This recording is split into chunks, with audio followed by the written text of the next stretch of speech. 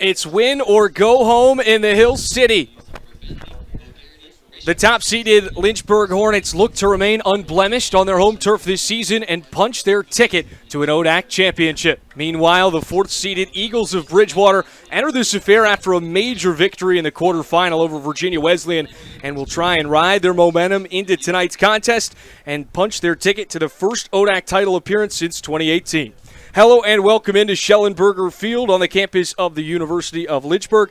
I'm Joe Brennan, joined alongside my good friend and partner, Kevin Nestor.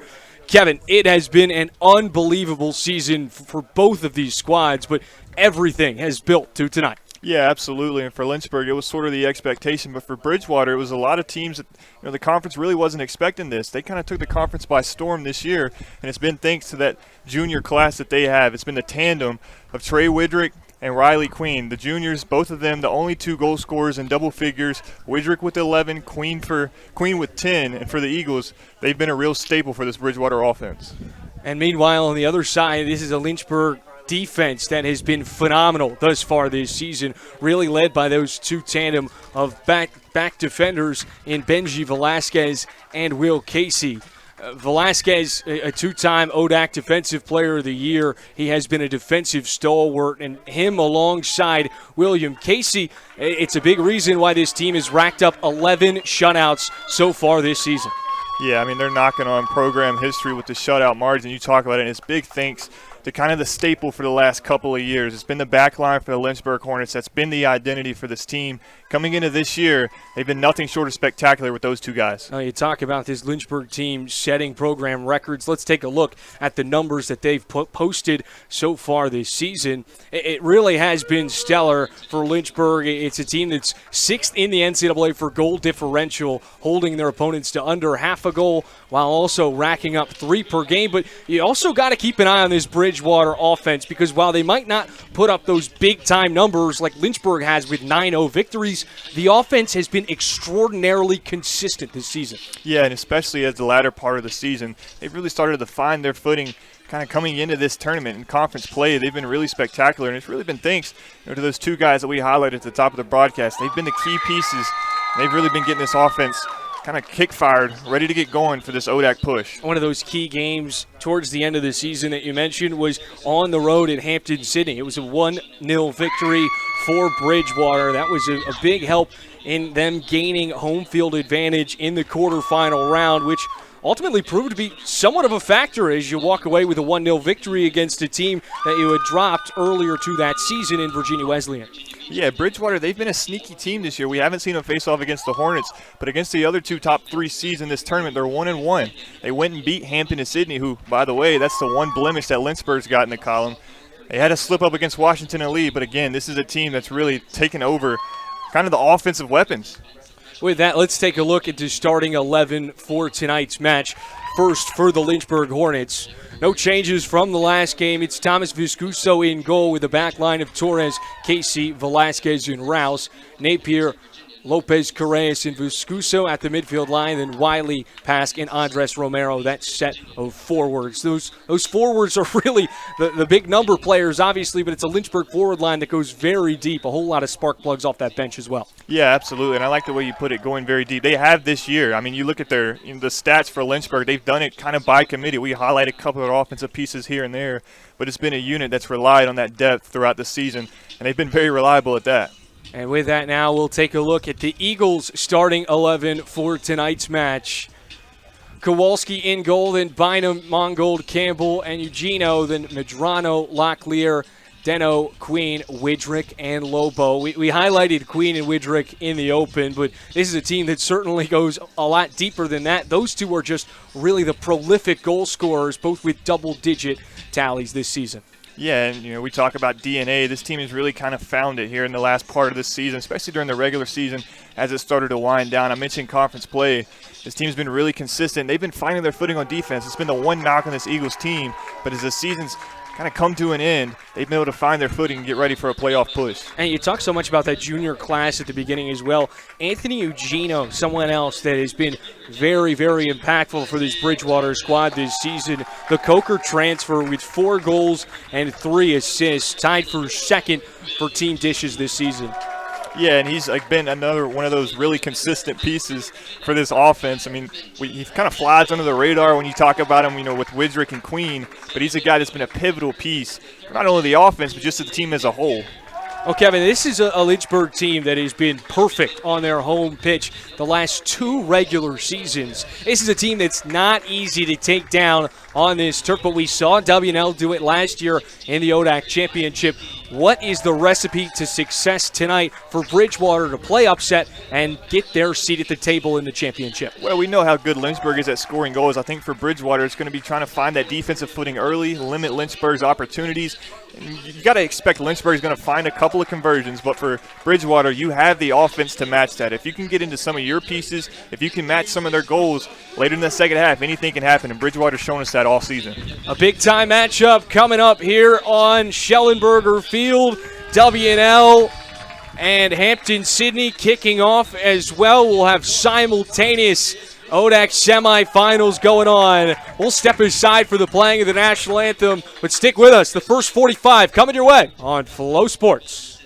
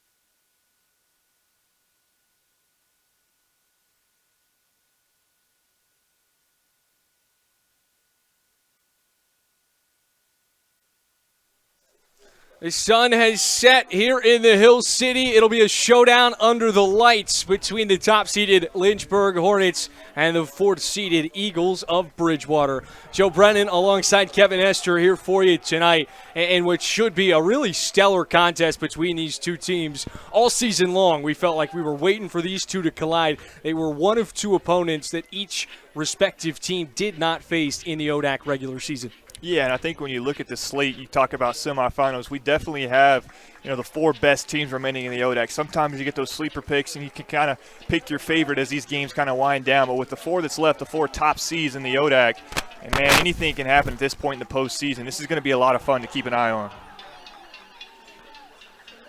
Well, we talked about Bridgewater's key to success in the Open, Kevin. Now let's pivot and head to the other side of the field. Lynchburg, how do you take care of business? Obviously, you've done so a whole lot this season with only 1 loss on your schedule so far, but all of that is thrown out the window. It's win or go home.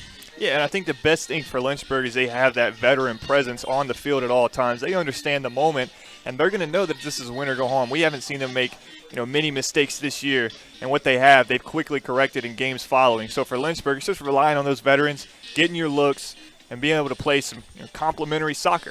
And we got the chance to talk to Coach Yeager earlier this week. He had the message saying, it's so great that we've racked up all these wins, but it doesn't mean anything. This time of the year is what it's all about. This is what everything builds to, and you can really feel the intensity here on Schellenberger Field tonight. Yeah, absolutely. I mean, majority of the time you hear coaches talk about go 1-0 every game, but this right here is when it matters, because if you don't go 1-0, you go home.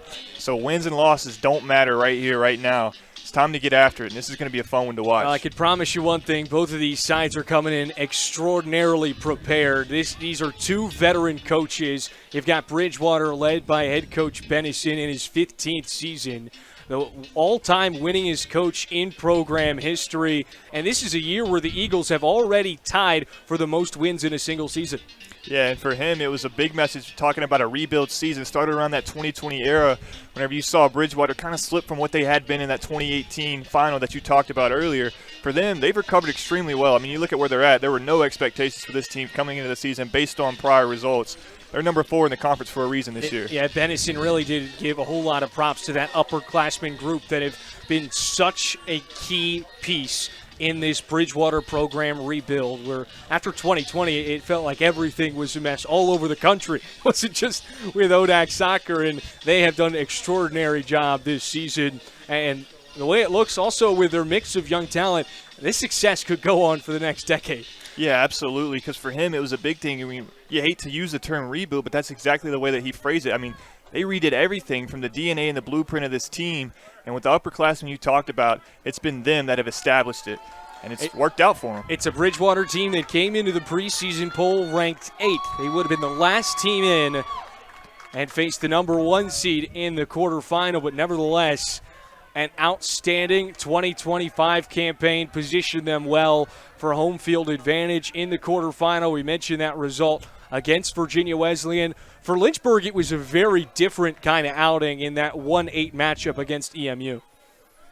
Yeah, that was a game that kind of we saw it go how we expected it. Lynchburg came out and they really dominated. They had a couple of errors that, they were ready to clean up. They were eager right after the game to get ready to get back here on Schellenberger tonight. And I think we're going to see those corrected a little bit. There was one major miscue from that Lynchburg defense, but aside from that, it was almost 90 minutes of perfection.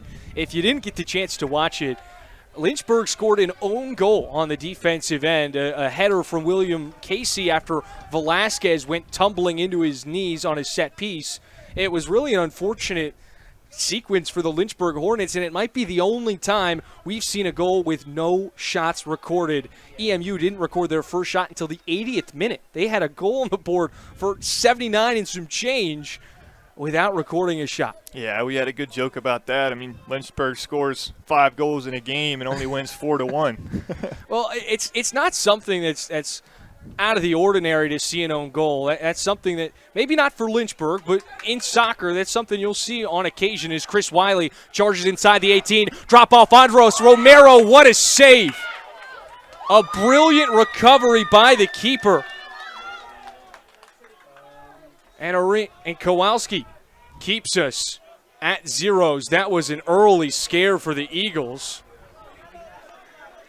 We go back to talking about that quarterfinal matchup. And, I mean, what this Lynchburg team does so well is you get another look at this save from Kowalski is they just limit shot opportunities. Very rarely are you going to see a team that is atop almost every defensive category in a conference and in the nation, aside from saves, just because Viscuso doesn't get a whole lot of looks. Yeah, and I think a lot of that's credit to what you're seeing right now. I mean, Lynchburg, they slow things down. They control the possession, and they attack whenever they want to. It's not like this team is only run and gun. They slow things down. They look for their opportunities. Most of the time they capitalize when they get them, but it's that time of possession stat that this Hornet squad really looks to dominate. And so far this season, they've done exactly that. Meanwhile, the consistency from this Bridgewater team is something that, and we talked a little bit about, but it's something we'll just harp on throughout the whole 90 minutes of this game. They have been unbelievable this season, averaging 2 goals a game, and it seems like every single night they're hitting that mark. Yeah, their offense, they've definitely taken a major step forward this year, and that's a huge credit to their success. I mean, because you look at the team, the defense, they didn't get off to the start that they wanted to at the start of the season. It was the offense that kept them in games and that won games for this Eagles team. So whenever they started to get that defensive presence around, they really had the impression that they could go toe-to-toe with anybody in the conference. In the month of October, this is an Eagles offense that scored double-digit goals in all but 2 affairs. They have certainly found their stride. towards the back half of the season. Reed Rouse plays it up for Andres Romero at midfield. Back to the freshman Matthew Viscuso.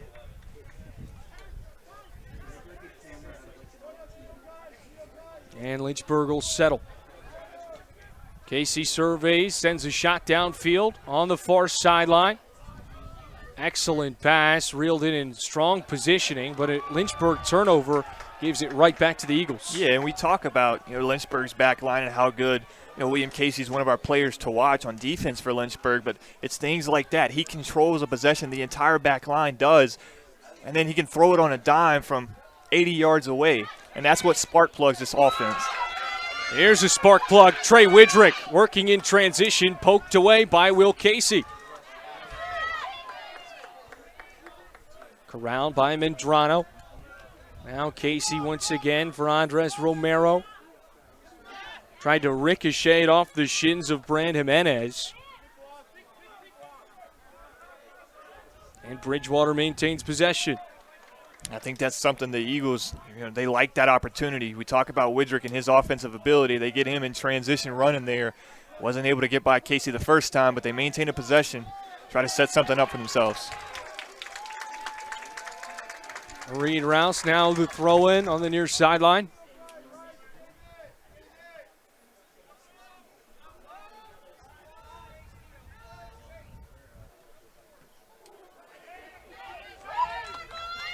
Here come the Eagles. It's Queen dancing towards the baseline. Tipped away by Rouse, and our first corner kick of the night will go to the Bridgewater Eagles. I think Bridgewater's one of those teams that can kind of give Lynchburg a taste of their own medicine on offense. They go so fast and they look for their key players, and they can make things happen out of nothing. You look at a possession that you think's just taking their time trying to get something set up, and then all of a sudden they're getting a corner kick opportunity. They've already started to see the dynamic playmaking abilities of these two forwards with Riley Queen and Trey Widrick. Corner kick by Brandon Jimenez going far post. Casey pops it out. Long shot. Rifled wide left. Connor Campbell got every piece of that one and some. Just couldn't put it on target. Yeah, and I think that's going to be the theme of this game. We've seen Lynchburg in the early seconds of this game had a good look. Bridgewater coming back down and getting a really nice look. Both teams, good possession so far, good opportunities. Credit to the defenses. Will Casey. Back for the senior keeper, Viscuso. And obviously Viscuso's numbers aren't going to jump out at you just when you're looking at a box score or a stat sheet. But the reliability of that guy to just be solid when his name is called is something that separates him from a lot of keepers, not just in this conference, but across Division III. Yeah, absolutely. I mean, we give a lot of flowers to the back line and how they let nothing by him, but when they do, it's been that guy. Andres Romero looking for space, taken down. And a goal kick awarded to the Eagles and Kowalski. Good no call right there from our officiating crew. And a really good job by that Eagle defense collapsing to the ball and not letting anything by them. Kind of smoldering out a Lynchburg possession. And what a big night this will be for the freshman keeper. Playing in presumably one of the biggest games of his young collegiate career. And Kowalski's been a guy for this Eagles defense that's been reliable. He's played in 12 games. He's 8-2-1 in his recorded stats with 38 saves. He's been a guy on this defense that they can go to, and it's really impressive to say for a 4 seed that's relying on a freshman goalkeeper, especially when you look at semifinals of a conference tournament. And obviously the mindset is it's the same preparation process. It's the same mentality for every single game, but you get the feeling that tonight might just feel a little bit different when you're playing in a conference semifinal against a team that ranks 12th in the nation for scoring offense. Yeah, 100%. At least for the first probably 15 or 20 minutes, especially as a freshman. I mean, they always talk about like you said, one game at a time. It's just another game. But when you get these opportunities, you're in the semifinals of your conference tournament in your first year as a collegiate athlete. I mean, the intensity builds coming into the game, and in the first 15 or 20 minutes, they just seem to fly by. But as this game slows down for him, I think you're going to see him get a lot more confident and be that player that we've seen. Not to say he hasn't been already. You saw the incredible save. It seems like starting with confidence is certainly going to be a key because he's going to be pelted tonight, and you'd like to get a few of those saves early rather than finding yourself down in a hole. Andres Romero from the right side. Oh, my goodness. Andres Romero applying a whole lot of pressure inside the 18 right now. Unable to find one yet. Yeah, and we saw a couple of opportunities like that this season. He's capitalized. Really good job creating something from nothing there. Unable to capitalize with the goal, but a really good opportunity. You got to feel really good through this Lynchburg offense with some of the looks you're getting here early. Kowalski towards midfield. A nice touch to play it back, but corralled by Rouse. A pair of touches and plays it back to the veteran keeper.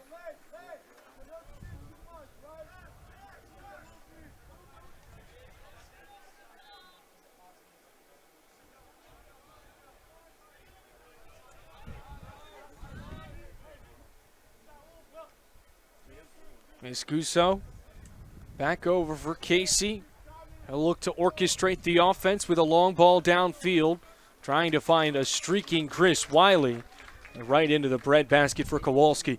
Yeah, we saw a couple of those possessions, Lynchburg trying to get kick-started from their back line, and we saw that work out a couple of times this year. But so far here early, Bridgewater's had a really nice answer, and it's led to 2 or 3 turnovers from the Hornet offense. I think for some point you got to start looking for those opportunities and transitions. And we saw Andres Romero have.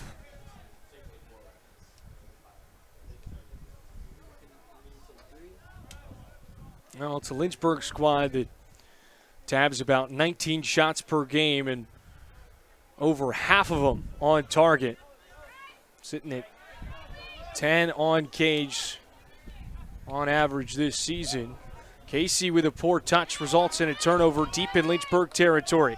Now Queen driving towards the end line and into the hands of Viscuso.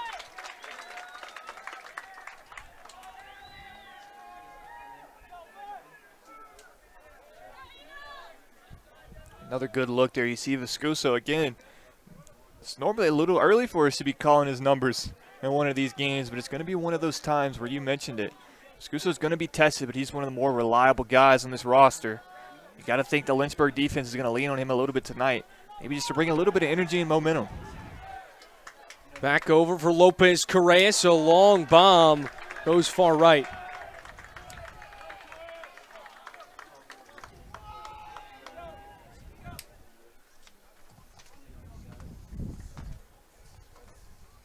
We'll take another look at that attempt from Lopez Correas. He's someone that's really come along towards the latter parts of this season. A first-year player for the Lynchburg Hornets, made his first career start on Schellenberger Field about 2 weeks ago, and since then he's been a staple in this Lynchburg midfield lineup. Yeah, and you see it there. Lynchburg not afraid to try to get something going from deep. I think that kind of adds to that tally. You talk about shots per game and how it's one of the best not only in the conference but in the country. And you got to, for this Lynchburg offense, that's your goal. You've been outshot, what, 1 time this year? And that was the 1 loss. So for them, when they get their chances and they get their opportunities, they're going to take them because it's added to a lot of success so far this, well, not only this season but last season as well.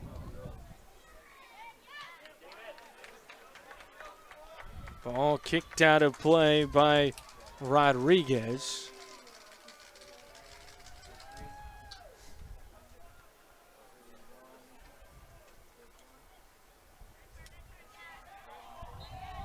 And we'll keep you updated throughout the night on what's going on with Hampton City and Washington Lee, so you don't need to keep switching tabs to keep an eye on both of them. That's still scoreless. Evan Pask with the sequence right there. His appeal was awarded, and Lynchburg with a set piece right over the G in the Lynchburg script. Pask directing traffic. High flying ball looking for Casey. Poked away by the Eagles. Reed Rouse with a long kick just to get it away. Torres, the speedster, tracks it in. Casey now just trying to get away from it. A pump fake. Now launches it across the field. Evan Pask with a touch to keep it alive, but Bridgewater takes it away. Another great tackle from the Hornets. Lopez Correas out and running. Reverses the field for Andres Romero in a foot race. And Lynchburg will build from behind.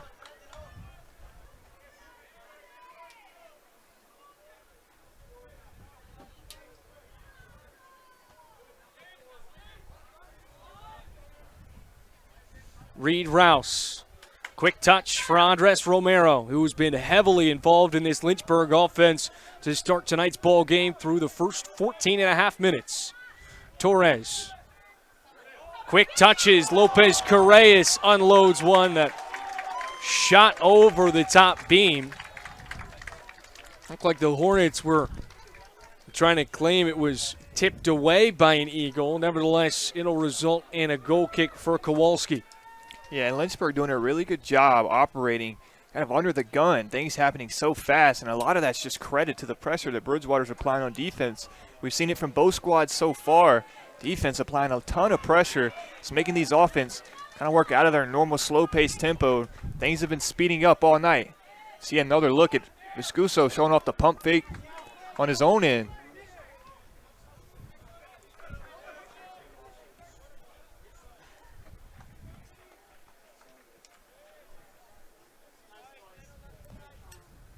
Benji Velasquez feels the pressure from Widrick and gets it away. Seems like they're fine with Casey bringing it up to midfield. That's been the story through the first quarter of the opening 45. First third, rather. Chris Wiley with space. Laid out in front for Pask. Cuts back. And a whistle stops play. And for Lynchburg, their best opportunity so far coming when they speed things up. And we saw them slow it down with their back line just a little bit. And you mentioned Casey's been the primary kind of offensive tone setter. That slow tempo hasn't worked out. It's when they get deep in those possessions and they start running and gunning, they found their best opportunities. Kowalski, far side of the field. Velasquez with a touch over for Rouse. Now he wants to go. Nice through ball out in front for Andres Romero, but a little too much juice for the first year to reel it in. Andres Romero, a sophomore for Lynchburg, but playing in his first collegiate season. Last year was really the game of the first years, or last game was the game of the first years, pardon me. It was Lopez Correas, Isaac Cruz, Andres Romero that all notched the first 3 goals for Lynchburg and really catapulted them out in front. Chris Wiley added a beautiful one towards the end of that contest, but it was all about the first-year student-athletes for the Hornets in that one, Kevin. Yeah, and I really think the best way to put it is they've been the spark plugs. You know, when this offense kind of hits a lull spot and they need a little bit of momentum or a little bit of energy, it's been the first years they turn to create that spark and get things ignited. I wouldn't be surprised if you see another little glimpse of that here pretty soon for the Hornet offense.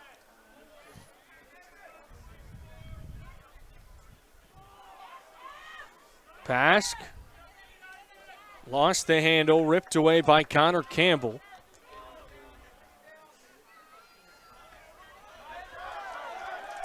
Lopez Correas gets the green light from the Lynchburg sideline, telling him to go. Andres Romero doing a whole lot of dancing tonight.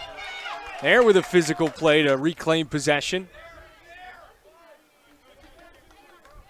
Seems like this ball has just been living at midfield to the right box. I mean, this ball has just been exactly where it is right now for the whole first 18 and a half minutes.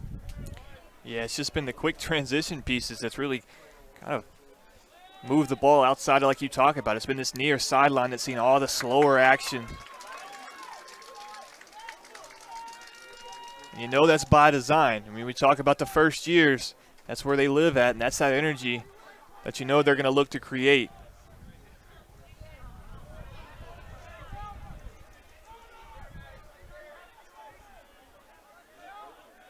Lynchburg's backline has really been uncontested, unclear so far tonight. Trey Widrick, the only man that's been applying any pressure. Here's a beautiful ball. Keaton Napier, a chip shot that just narrowly goes wide left. The Hornets have had so many great chances tonight. That was a beautiful setup from this Hornet backline to find the streaking midfielder in prime positioning. Yeah, when you take a look at what happens here, you're going to see Bridgewater kind of taking their foot off the gas, gets caught napping. They're not expecting anyone to be there. Napier beats the whole back line to the punch and has a clear goal to shoot in. A little off target, but you got to think for Lynchburg, and that's probably the best look you're going to have all game. Once again, it was a great charge from Kowalski. The freshman has played like a veteran tonight, and that's one of those situations where you can feel like a deer in headlights and just freeze with your feet in the ground, but he does a nice job of charging and really contesting that look for Keaton Napier and ultimately forces it to run wide. Yeah, because the rest of his defense, like I said, kind of got lulled to sleep there by that Lynchburg offensive possession. And you mentioned it, just the charge kind of creating a little bit of maybe hesitance for Napier. You don't normally see him miss off target from there. At the rate of this game right now, it really feels like whoever finds the back of the net first is going to be at a big-time advantage. Lopez Corrales trying to flip the field on his own, taking it to the far baseline. The cross for Wiley lets it fly into the side netting. The seventh shot tonight for Lynchburg, but only one has been on target. Another opportunity here for the Hornets, and I like what you said. You talk about whoever scores first is going to kind of be in control of this game, and I think that goes towards momentum and energy. You can feel it in the air that this is a postseason semifinal game. Both teams playing like it, and you got to think if one team can find a goal, might silence not only the other crowd but the other sideline as well. Both teams into this. Be interesting to see how the energy kind of shifts if we can find a goal in the next few minutes.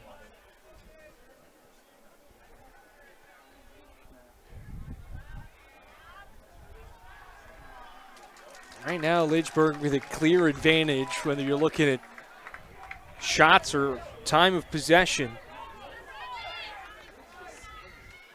This is one of those games where you can throw all the numbers out the window. It's all about the scoreboard. One swing of the leg can completely change the trajectory of either one of these teams' entire season. Yeah, and really you think about the time of possession stat, you kind of expected Lynchburg to control that. How about Chris Wiley with some nice touches? Absolutely. But then you look at this Bridgewater team and you know they don't need long. They don't need long possessions for this offense to get going. They can strike in a matter of seconds. And you know if they get the opportunity, they're going to look to attack. So Lynchburg doing a good job trying to limit that as much as they can here in the early going.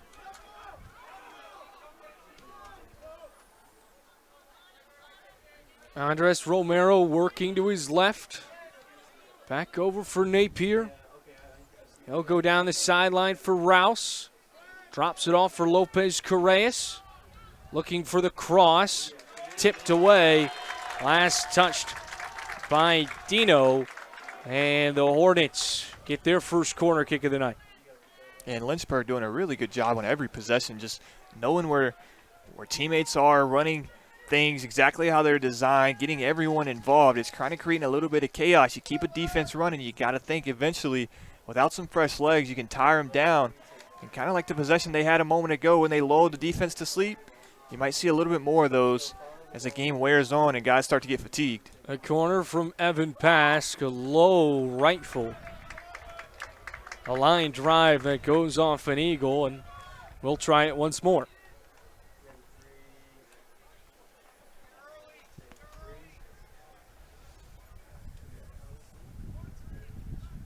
Pass this time goes high, far post. Batted around and kicked away, sky high over to Reed Rouse. off one hop, and then the chest played back to Viscuso. He wants to send one downfield.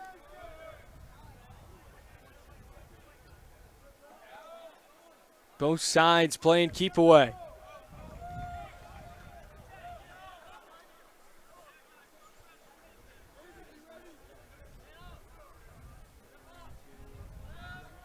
Over the midway mark of the opening 45. Kevin, what have been some of your key takeaways thus far?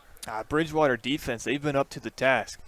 When you talk about these long balls, they're getting in the passing lanes, they're deflecting passes, creating turnovers, giving themselves a chance. But you got to think Lynchburg's time of possession stat has been really phenomenal so far with nothing to show for it. You got to credit that defense for just continuing to smother them. It is wild to see the change in sense of urgency when this ball crosses midfield for the Bridgewater defense. Not applying a whole lot of pressure against the Lynchburg backline, and a large part of that might be because of the long balls we've already seen thus far tonight, and they're well aware of Lynchburg's ability to really spark those counterattacks in transition with guys like Rouse and Velasquez and Casey. Yeah, absolutely, and they haven't hurt you by those long ball entries yet. I think, like you said, that's credit to the defense. But if you got to think, eventually, if you continue to give guys like Casey time to figure out exactly where he's going and what they're trying to get into, they'll make you pay. But so far, the Eagles' defense, man, they've been up to the challenge. Long throw in from Velasquez. Sent out at the far sideline. Napier trying to keep it in play. Beautiful hustle. Now the cross. Poked away by an Eagle. Reed Rouse charges in. Who's that last off of? They'll say Bridgewater. Lynchburg with a throw in on the far side of the field. And there's been a couple of possessions like we just saw where Bridgewater, they had to make the perfect play because if they didn't, if they had one little misstep, there's something wide open on the backside. And they've made those perfect plays so far. You just got to wonder, is that sustainable for the entirety of a game? Rouse, a great job to keep it in play. Pass played back for Napier.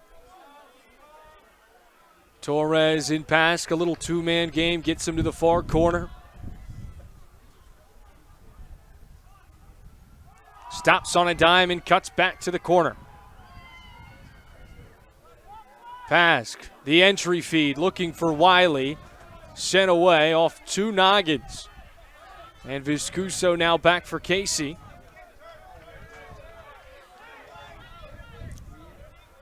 A pump fake from Viscuso, and Lynchburg's offense wants to settle once again.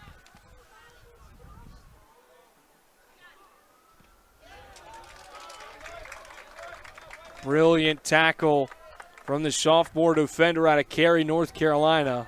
Matthew Brand Jimenez knocks it away from Lopez Correas. Andres Romero earns possession right back and receives a corner kick. It will be a throw-in.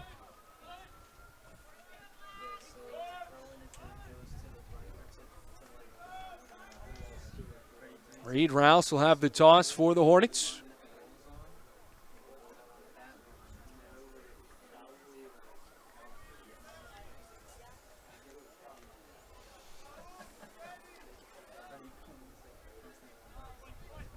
Upstairs for Casey. Andres Romero tracks it down.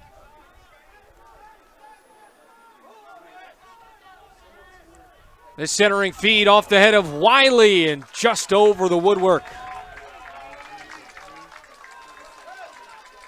Lynchburg continuing to apply that pressure. The shot number looks right about to where we'd expect it to be at this stage of the game, but on target has been the big thing. Just one. And when you look at the replay you just saw, you got to give a little bit of credit to both. That pass was in a beautiful spot for Wiley to attempt a header, but Bridgewater doing a great job of collapsing and not making anything easy for Wiley. That pass had to be in the perfect spot. Things just happen so fast when you put such a good defensive effort up. I think you can give a little bit of flowers to both. Jimenez pass tipped away by Lynchburg. Now Pask trying to counter Andres Romero. Looks to go to work in the near corner.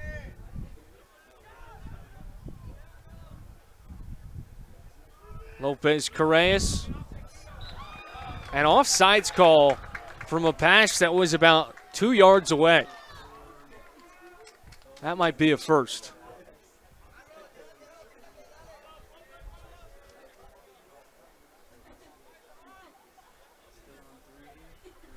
It's just one of those moments you get caught in between. Do you want to kind of slow things down, reset it back towards midfield, or do you want to be aggressive? Obviously not on the same page that time.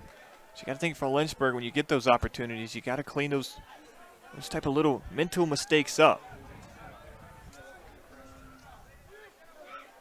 Still yet to see a substitution on either side thus far. You start to get the feeling that it's going to be sometime soon. Will Casey reverses the field. Isaac Torres earns a throw in for Lynchburg. And right on cue, 2 substitutions for the Hornets. Bruno Real Silva in for Andres Romero, and Kobe Wilson in place of Chris Wiley.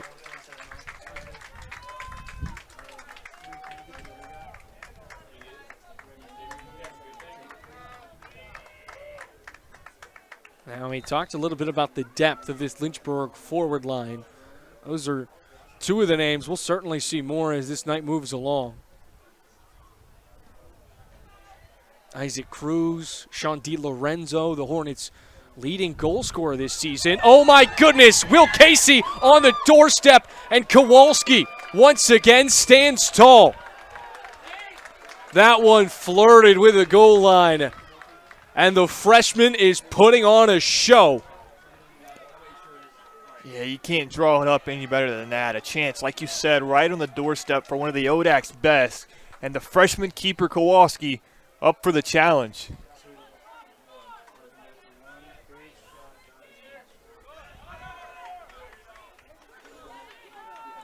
Keaton Napier fighting for positioning.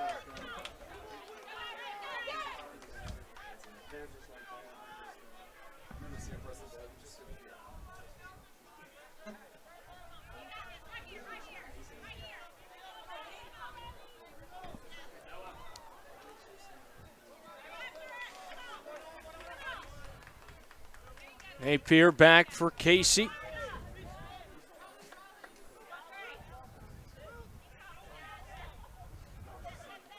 Inside for Pask.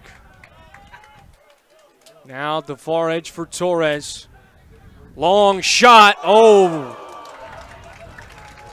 They're testing the freshman. Putting him to work. And again, you just see how fast this Lynchburg offense can go and where they can go from. I mean, that one from well outside, just a few inches away.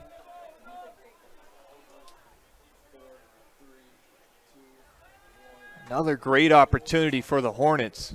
Unable to capitalize. You just got to start to get that feeling. How many times are we going to say unable to capitalize before something finds the back of the net? You know how efficient this Hornet offense is. Well, you say that, but on the other side of the coin, Bridgewater still very much so in this game, despite Lynchburg controlling the shot battle and the time of possession, where all it takes is just one flip of the field, and you give it to any one of your offensive weapons, and you've completely changed the complexion of this contest. Yeah, absolutely, and I've been super impressed by this defensive effort. I mean, we talked about it kind of in our pregame film session that in the early parts of the season, this is a defensive unit that looked kind of shaky. They figured things out kind of towards the latter part of the season and into conference play, and they have put it on display here tonight. Here comes Real Silva. Gets tangled up, no whistle. Physical battle thus far tonight, and they're letting the kids play. You love to see it.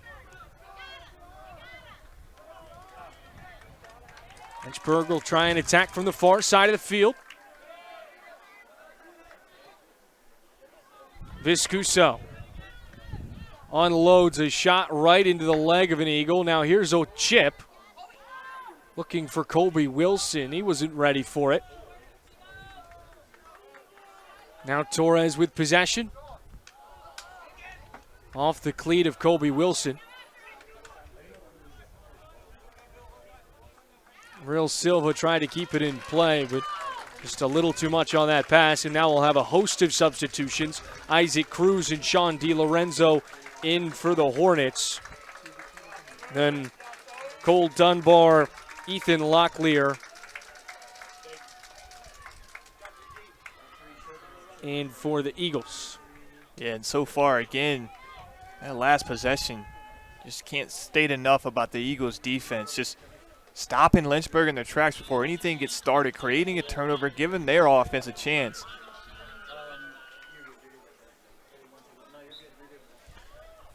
Just under 11 minutes to go.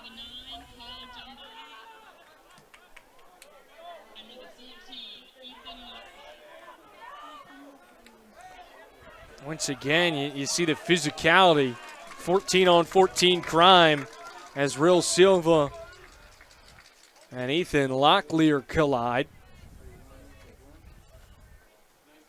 Colby Wilson turns to his left, sees daylight, wants to go. Lost the handle, just a little too much on his last touch. And now the Eagles will clear towards midfield. Velasquez with a strong header to put it right on the edge of the 18. Ball still up in the air. And a Bridgewater midfielder went down hard. That's Eugenio, the Locklear transfer that we highlighted in the open.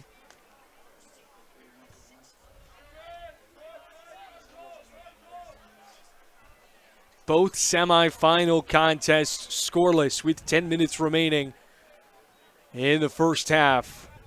You just have the sense that it's going to be a physical defensive battle across the board tonight, Kevin. Yeah, absolutely. And you feel like here on Schellenberger, it's only going to take about 10 seconds for either one of these offenses to get going. Lynchburg to find a good shot.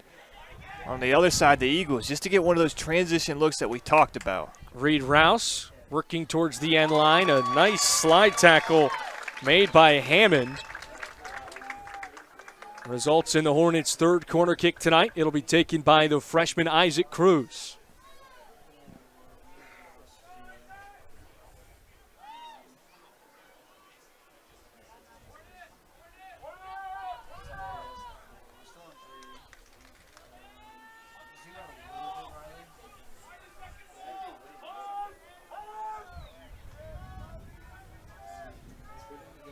Cruz, middle of the box, popped out to DiLorenzo, takes a swing, Sean DiLorenzo!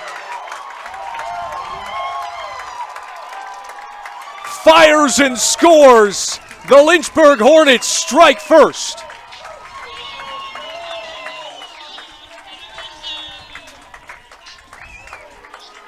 No hesitation from the sophomore forward.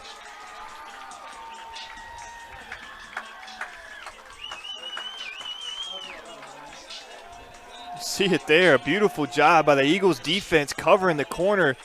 You lose one of the most prolific scorers in the conference, he's going to make you pay, especially when you give him that much room. Kowalski that time again, incredible job on the doorstep on the corner, a little bit out of position. And that's all it takes for DiLorenzo to make you pay. And we talk so much about the spark plug that this Lynchburg forward line has off the bench. And you go to your third line of forwards tonight, and it's your leading goal scorer on that third line that finds the back of the cage for the first time tonight. Just the third shot on goal for Lynchburg, the 10th overall. And that one, it was a beauty.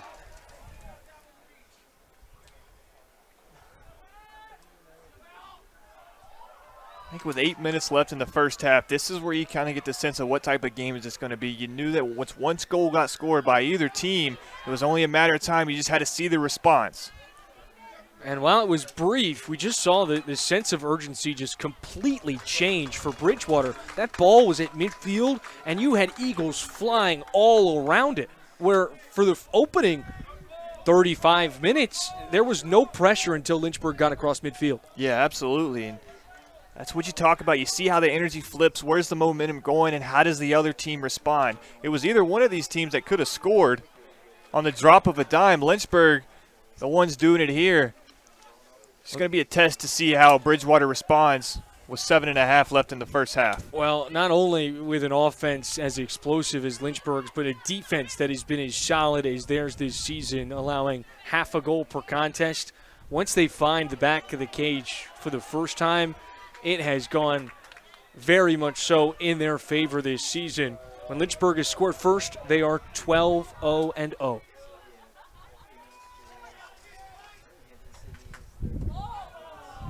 Had a chance right there for Isaac Cruz, just a touch behind, and Mendrano kicks it out of play. But a throw in for Lynchburg now with just over 6.5 remaining in the opening 45. It'll be Benji Velasquez deep in Eagle territory with the throw in.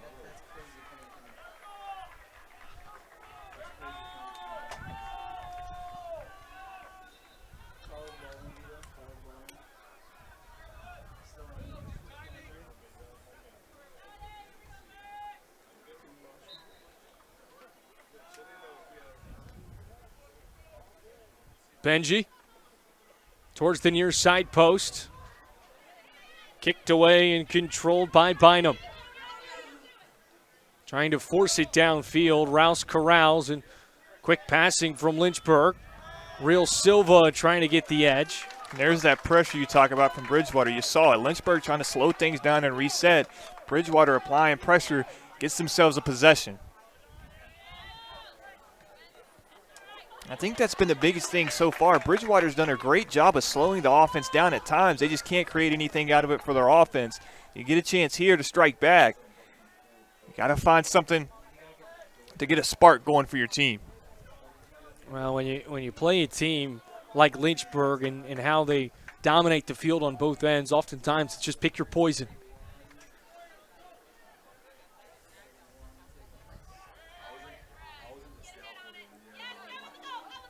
Still in the air, Widrick. Now Velasquez just gets it out of trouble.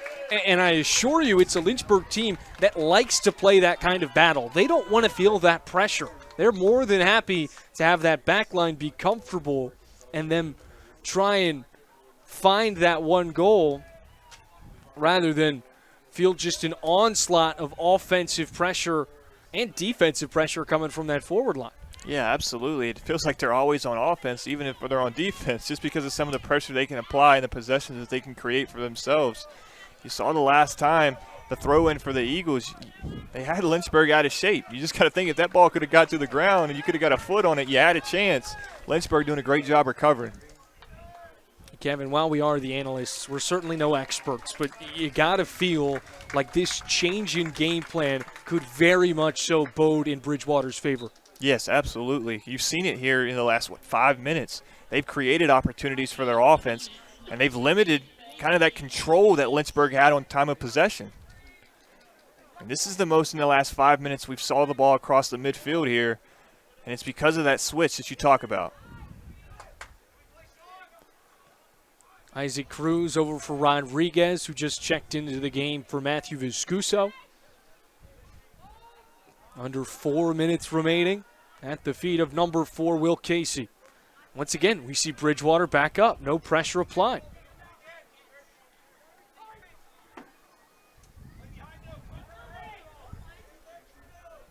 Into the corner for Rouse. His cross kicked out of play. And another set-piece opportunity for Lynchburg. This is how the first goal came to fruition. I feel like if you're Bridgewater, you got to keep applying that pressure because when we saw the pressure, you haven't saw these opportunities. Lynchburg hasn't gotten on the doorstep when Bridgewater defensively is applying that midfield pressure. You saw it there. One possession, they go back to what they were running early in the game. Lynchburg's going to get a corner kick out of it. We'll see if they capitalize.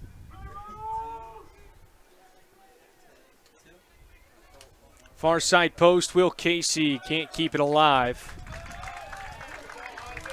Or no, rather they'll say last touched off an Eagle. So Lynchburg will flip the field. Rodriguez now, the righty, will take it.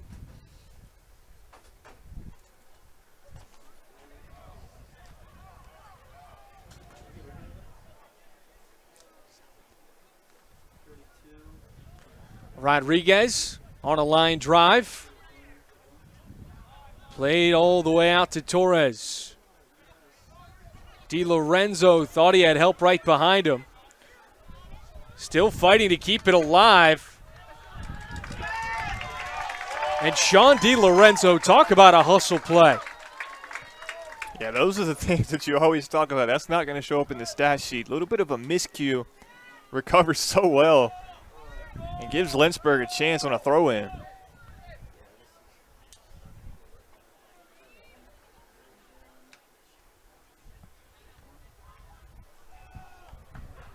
I mean, you think about it, for how many teams is that just a dead possession? You know, a miscue like that, ball trickles out of bounds.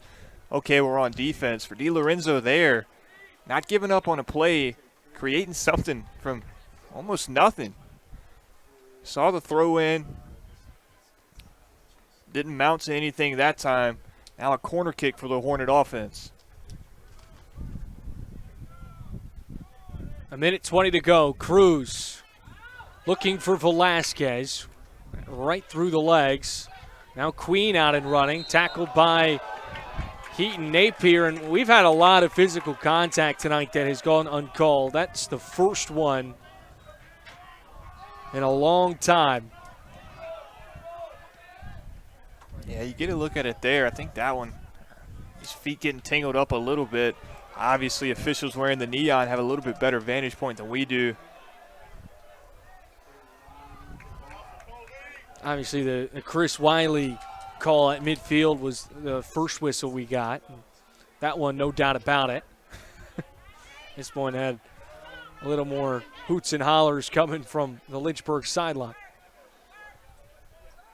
And we talked about the intensity at the beginning of this one. It is certainly not going to get any easier to play in with fans just continuing to trickle in on that far side of the field. Absolutely, and that's what makes Schellenberger so special. It's going to be interesting there. Less than 30 seconds in the half to see if Bridgewater could just get something going. Maybe not a goal, but just try to find something on offense that works against the pressure that Lynchburg applied. And Lynchburg, again, up to the test. Well, that will most likely bring us to a close. A long one from Reed Rouse. Swatted away from Kowalski. He did not want to have any part of that whatsoever. Well, it was an exciting first 45. Lynchburg just absolutely pelted Kowalski. 11 total shots from the Hornets. Meanwhile, the Bridgewater offense still trying to find something to get their team rolling. Queen alongside Widrick, the two leaders in the ODAC for shots on goal, and goals this year have all been kept relatively quiet. Meanwhile, for the Lynchburg Hornets, after a pair of nice saves from Kowalski, it was Sean DiLorenzo that found the back of the cage and gave Lynchburg a 1-0 advantage as we head to halftime.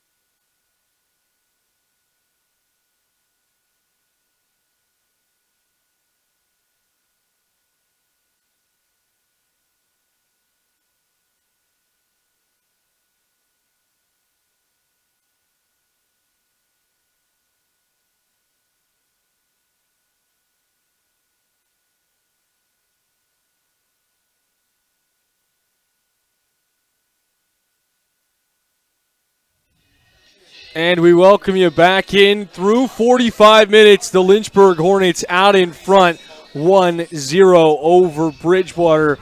Kevin, it was a fun first 45 to get things rolling. Lynchburg really controlled the tempo, won the shot battle, won the corner battle, and hands down won the time of possession. Yeah, absolutely. And if you didn't know it, you got to feel now that this is a playoff game. Both of these teams coming in, bringing some high energy, ready to get after it tonight. We saw that through the first 30 minutes. Both of these teams exploding fast to the ball, creating stops, creating possessions for themselves. What stood out to me the most was Bridgewater. We talked about a shaky start defensively to the season. They came out and they pretty much limited this Lynchburg team to some, kind of not great shots by Lynchburg standards. Lynchburg able to find one there towards the end of the half. But Bridgewater, it's going to be fun to see the momentum that they carry and the energy they bring out. Try to keep this thing going on. And it was Sean DiLorenzo, as you mentioned, that found the back of the cage. He's the team leader in goals this season with 9. And what a way for that to happen as well. On the third line of forwards, an excellent shot from him. I mean, he has really stepped up at a major, crucial point of this team's season. Yeah, to make us feel like know what we're talking about a little bit. We talk about Lynchburg kind of felt like they needed that spark plug, that offensive intensity. DiLorenzo comes in from the sideline and immediately finds the back of the net. Saw him come in, it was just almost like he knew exactly where he was. And he does such a great job at that. And we talk about the Bridgewater defense and what they've done tonight. How about this Lynchburg defense as well? They have completely shut down two of the premier offensive players in Queen and Widrick. Widrick leads the ODAC in shots per game with 3.44, and he's right in front of Queen, who's second in shots per game, shots on goal, goals this season, both held with 0 shots thus far today. Well, what's the old adage? You know what they say, great offense is good defense, especially in this sport and on this pitch. When Lynchburg controls the time of possession like they haven't allowed Bridgewater to get in anything because the offense has kept the ball in their possession. With that, let's take a look at the numbers through the first 45 minutes of action. 11 shots to the Eagles, the shots on goal. The time of possession is the one thing that we have really harped on throughout this game, Kevin. And right now that feels like the biggest difference in this game. Yeah, it absolutely is, and we saw it towards the end of the first half. You saw Lynchburg throughout the entirety of the first half back line, creating possession, setting things up for their offense. Bridgewater, after the Lynchburg goal was scored, defensively started to apply a little bit of pressure, and that's when we saw them get into some of their offensive possessions. Some of that time that they owned in the first half, it was towards the end through that press. It's going to be interesting to see defensively, do they come out in that midfield press, try to create something for their 2 stars on offense. And the one thing we didn't have on that graphic was the corner kicks, and that's a 6-1 battle right now being won by the Hornets, and that's really been a critical element as well because that's where the goal from DiLorenzo came from. Yeah, absolutely, and Bridgewater's one, it came within the first 5 minutes of the game. Yeah. They were the first ones to get a corner opportunity, couldn't capitalize on it, and that really felt like kind of the most of their offensive possessions.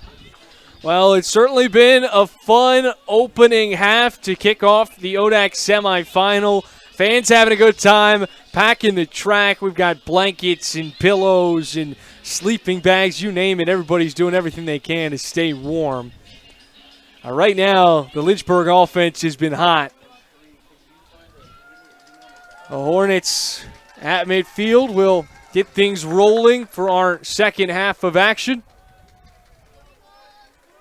Keaton Napier, the senior at the helm. Now this should be fun to see the adjustments that each team comes out for the second half with. You've already started to see a little bit of pressure being applied by Bridgewater. Widrick looking for a quick counterattack. Harassed by 2 all-ODAC performers in Casey and Velasquez. Now here comes the Hornets counterattack. Andres Romero on the far side of the field gets ripped down to the turf. And we talk so much about Bridgewater, how you've got to press to be able to stop this offense. The counter to that is this right here. Lynchburg's ability to get out and transition. You see the jersey tug there. Great call by the officials on the pitch.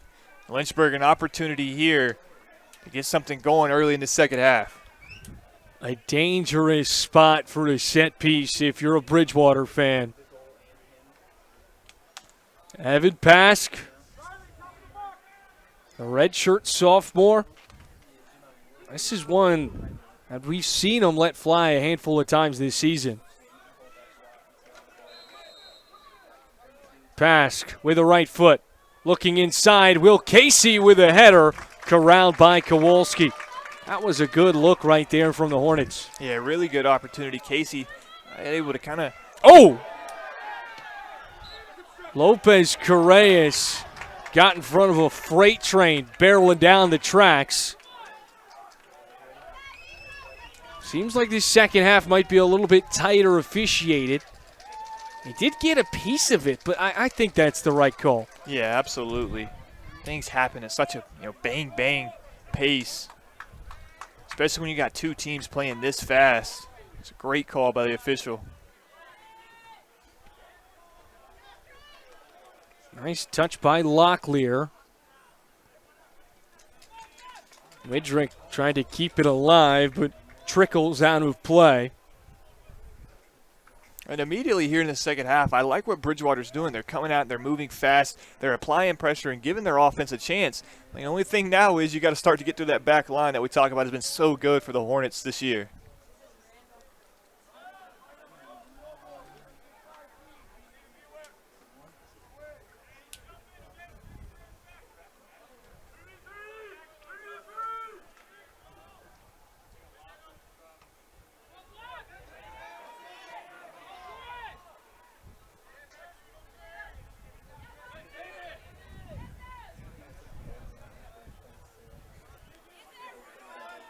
Napier brings it down out of the air.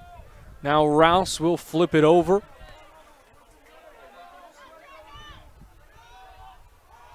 Slightly more pressure being applied by Bridgewater.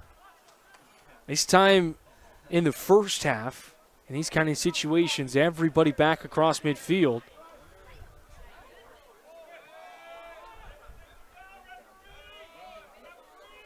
Looked like we got an elbow to the mouth for Eric Lobo that went uncalled. He's still shaken up. Looked like he was reaching for some teeth. Yeah, absolutely. A lot of contact on the near side. Both guys fighting for that spot on the field, fighting for possession. Just an inadvertent elbow that time. You're going to get another look at it here on your screen again. Just fight for possession. And that's no fun. Absolutely not.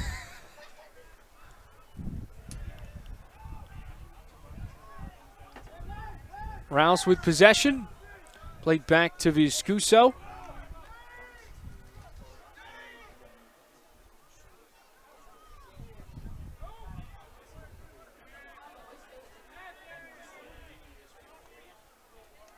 Nice touch from Medrano. Widrick inside, stopped by Viscuso. And that's something that we talked about at the top of this broadcast. Viscuso doesn't jump out at you on the stat sheet in terms of saves because he's not tested very many times in a contest, but the reliable nature of the all-ODAC performer to step up when his name is called shows itself right there, Kevin. Absolutely. And if you're the Bridgewater offense, you got to think this is like an onion, right? You got to peel back the layers. You got to apply the pressure to get your possessions. And then what? You got to break through the back line. Okay, but then what? Then you got to get the ball past Viscuso. It makes things so difficult on an offense whenever this Lynchburg team is so well-rounded. It really doesn't matter where they're at on the field.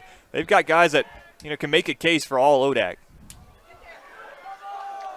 A race for the pearl scooped up by Kowalski. When you say that, I keep thinking of Shrek. Ogres are like onions. It's got to peel the layers back, man. I mean, we can make this Bridgewater team sound a little bit tastier. Cakes have layers. Tiramisu.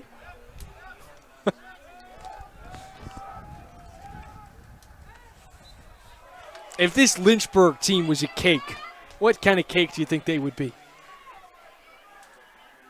That's a good question. And that's probably the best question I've ever asked. As you take another look at the physical contact. And I'd say carrot cake. Like this team's, it's got some grit, but it's got that sweet little cream cheese frosting to it.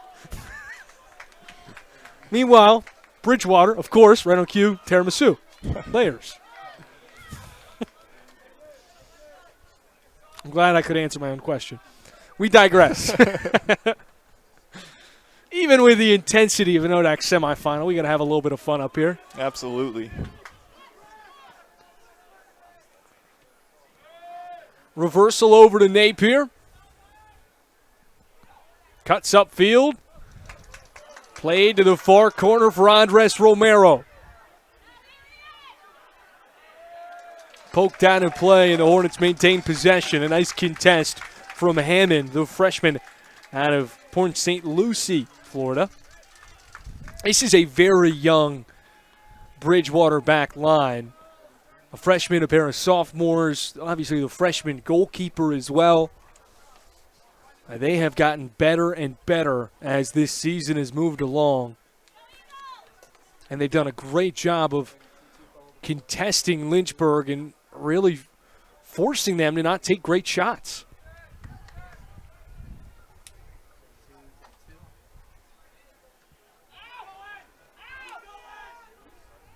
Still free inside the 18. Lopez Correas went down hard.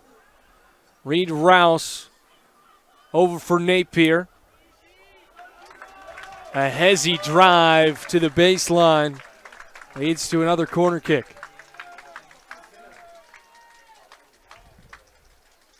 There's the contact that sent Lopez Correas tumbling. It's been that kind of game. Season on the line, you got to give it everything you got and some.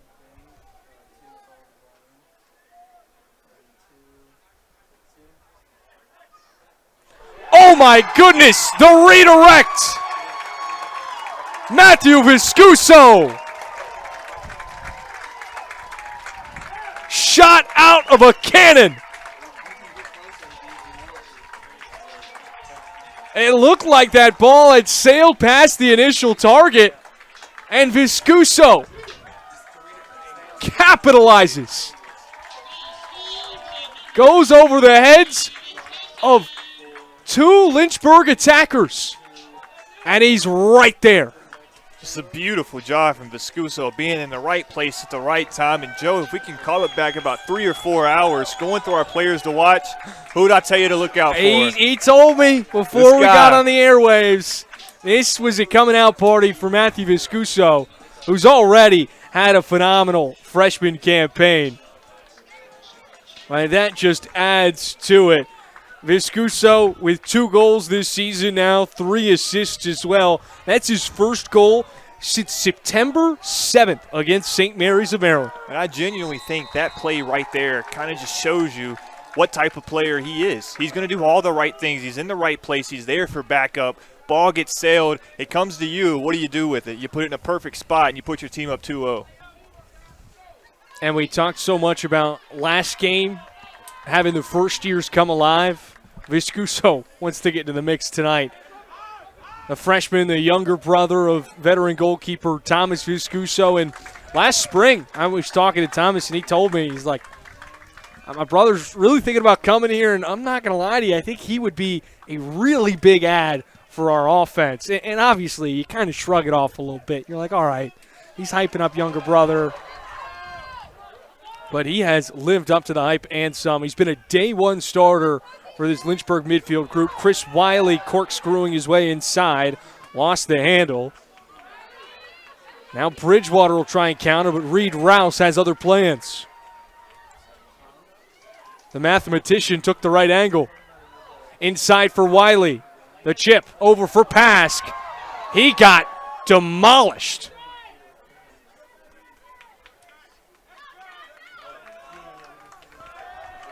Something so dangerous about this Lynchburg offense is just once they find a couple, it feels like that goal just expands and becomes even larger for them to capitalize on. As you take another look at the contact, yeah, that's on the follow-through.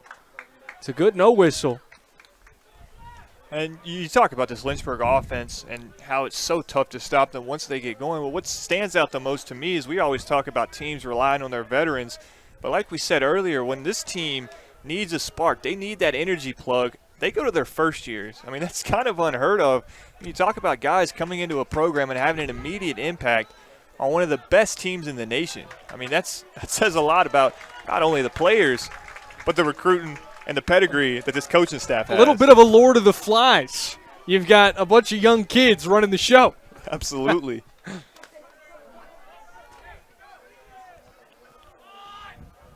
Two goal scorers tonight, a freshman and a sophomore for the Hornets.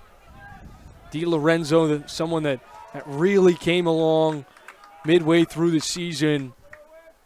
A guy that made his mark last year as a rotational player, but has really become a keystone element of this Lynchburg offense this season, obviously, is the team's leading goal scorer off the bench. 2-0 Lynchburg leading. Reed Rouse over for Andres Romero on the far side of the field. Inside for Napier. Nobody was home.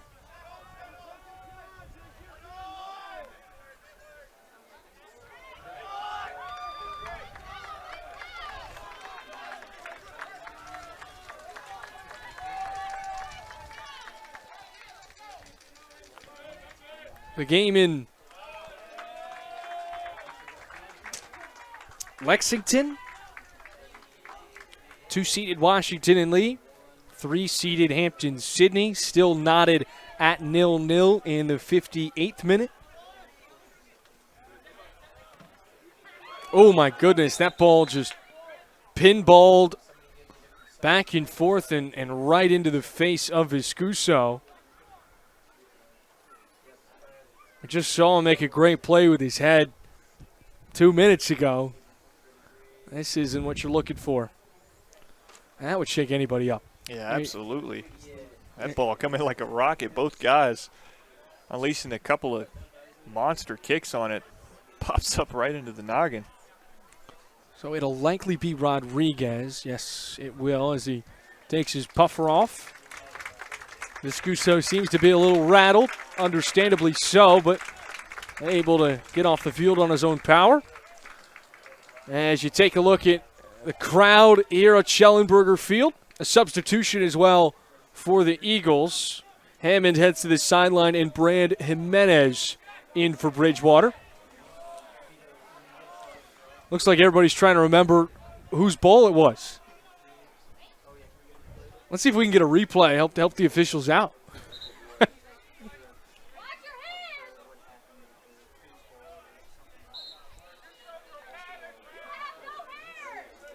Oh, my goodness. Somebody yelled at the official, "You have no hair." I mean, that's just, I'm sorry, but that's just wild. It's been a great officiated game tonight. It's been a very physical contest, and those are oftentimes the trickier ones.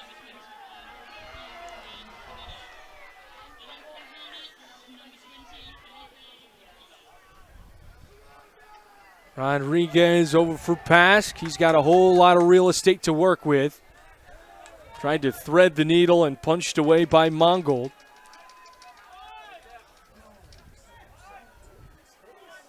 Rodriguez's pass intercepted, but Brandon Jimenez puts it right back into the foot of Evan Pask. Andres Romero. This is where he's dangerous. Good recovery by the Eagles' back line. Now they can push the issue. Riley Queen running with Widrick. The pass just behind. That was the best look this group has had all night, and it's all because you got your tandem of two forwards running alongside each other. That's exactly what they need to keep doing. Yeah, absolutely. You got the two guys to watch going, stride for stride with each other, and they had Lynchburg's back line on their heels a little bit. The pass just a little bit behind. Matthew Viscuso back on for the Hornets after taking that shot to the face. Rodriguez heads to the near sideline, and for the Eagles, Jaden Buckles checks in for Widrick. I'll tell you, Joe, I love these little stoppages. It gives me a chance to catch up on another Lynchburg-Bridgewater battle going on. A couple videographers of the year, Micah Adams, Josh Smith, going at it on opposite sidelines tonight. Josh Smith, obviously a fan favorite here in Lynchburg, a graduate assistant for 2 years, one of my best friends, and very talented at what he does. Everybody listening right now, if you've seen either Bridgewater or Lynchburg on social media in the last 2 years, it's been Josh Smith, and he's great at what he does, and so is Micah. And obviously great to have those two here tonight. There was a little bit of talk in the group chat, I'm going to be honest. Basket's tangled up at midfield. Lynchburg will reset. Quick kick from Viscuso. Andres Romero with the green light.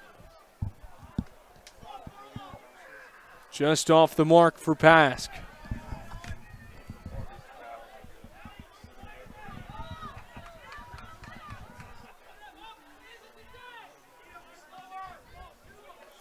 Viscuso downfield for Wiley.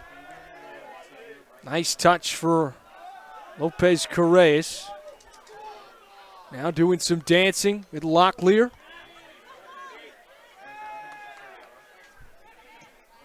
The Coker transfer.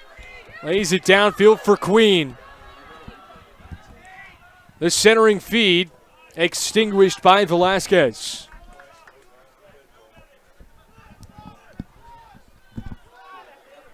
Lopez Correas cutting across. Flipping over for Keaton Napier. And in a blink of an eye, Lynchburg changes field position. Andres Romero inside the 18. Another big save by Kowalski. It didn't seem like the first-year forward had any daylight. But thread the needle through a tight window. And Kowalski, a nice job of getting out in front of it. Yeah, the back line doing a really good job of applying pressure. Lynchburg offense says no problem. They're going to test Kowalski anyways. And 2 goals for the Lynchburg up on the board, but Kowalski, for the most part, done an incredible job in between the pipes because it feels like it could be a lot worse than it is. A nice look for Queen, but Viscuso read it all the way. Brings it in on one hop.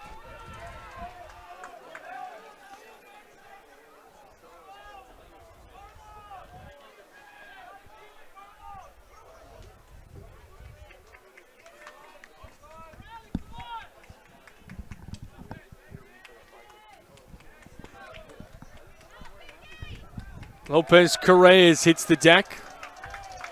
And Lynchburg will gallop forward for another set piece.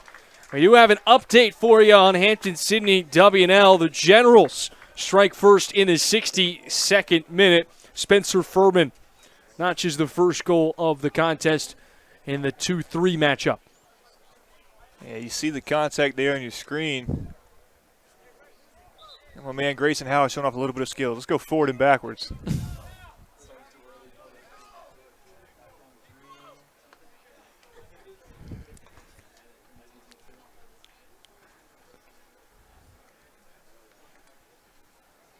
Matthew Viscuso will take the set piece for the Hornets. This one about 40 yards out, give or take. Will Casey gingerly walk into the AT table.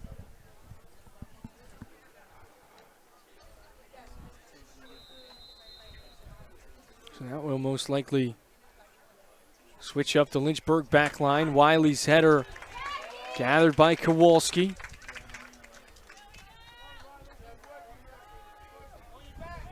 So Matthew Viscuso heads to the place of Will Casey.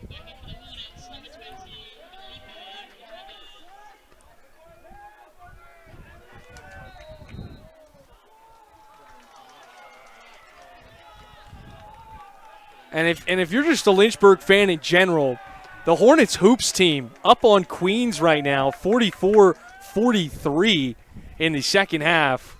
This winter season right around the corner. That's really exciting. To give you a little bit of perspective, last year that game was 39-90. That team's going to be fun to watch this year, man. I'm telling you. I mean, and bringing back almost 80% of their scoring, and then you add 7 new players to that as well. 8 if you want to count Easton, who missed 90% of the year last year. We'll take a look at the collision on the near sideline. The physical contact continuously and exponentially ramping up as we work our way through. This one called against the Eagles, and Viscuso lays it out in front at midfield. He'll shoot this one back to the older brother.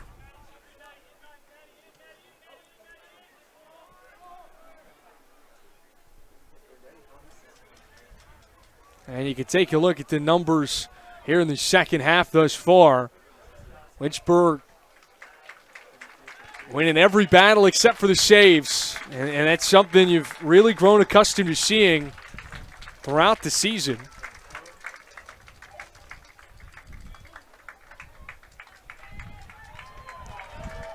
Andres Romero and Wiley head to the sideline. It'll be Colby Wilson and Sean DiLorenzo.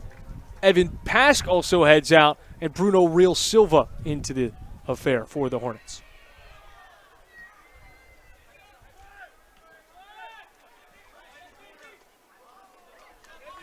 DiLorenzo. Nice touch from Rodriguez. Here's Torres for Wilson. Tried to play it off the heel for Lopez Correas. And this one sent out of trouble. Widrick using the physicality, but technique from Matthew Viscuso. Stops the transition.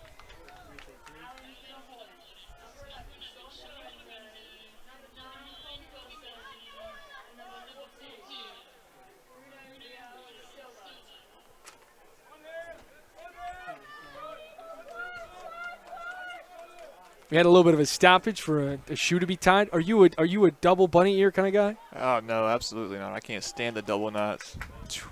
Secure, but tough to get off. Yeah, I've got it. See, I have to do the 2 bunny ears, not the, like it goes around the tree and I don't know.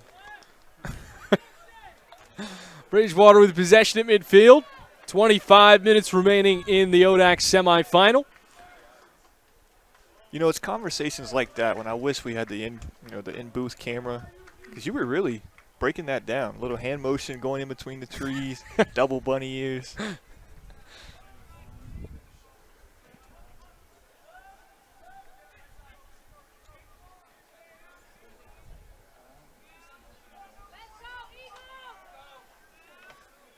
I don't know if we need a camera up here. We're 2 guys that got a face for radio. Widrick goes 5-hole through the legs of Viscuso, spinning him around. Takes 3 Hornets to slow him down, and Torres, the man to finally do it. DiLorenzo down the near sideline. Colby Wilson.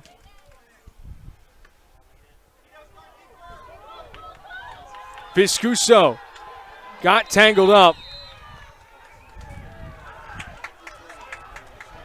And a yellow card is going to be given to the freshman. Matthew Viscuso up in arms about the call. And now this will be a great chance for a Bridgewater team looking for their 3rd shot today. You know, and a shout out to our replay crew, because we've got the Lynchburg sideline talking to the referee, telling him to watch and pointing at the video board with it playing. So it's the big leagues. Well, I'm going to shout out the ref, too. The ref turned and watched it. You know, a lot of times just see him, that's our call, it's nonsense. But he turned around and got a peek at it. It'll be David Bynum. Or no, pardon me, this will be Brand Jimenez. Sophomore out of Cary, North Carolina. With the left foot right into the wall. Now Real Silva. The long ball corralled by Bynum. Rodriguez looking to the far side of the field. Snatched up by Mongold. Rodriguez comes out of the pack with possession. Lynchburg to the near sideline. Torres inside for Rodriguez.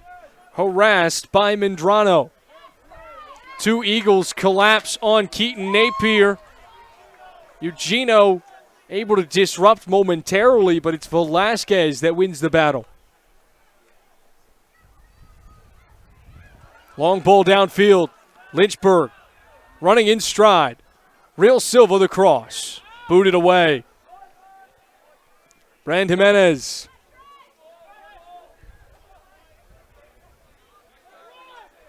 That sense of urgency is only going to continue to ramp up for Bridgewater.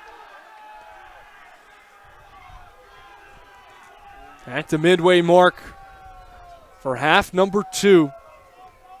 A half that has been handedly controlled by the Lynchburg Hornets in similar fashion to our opening 45 minutes of play.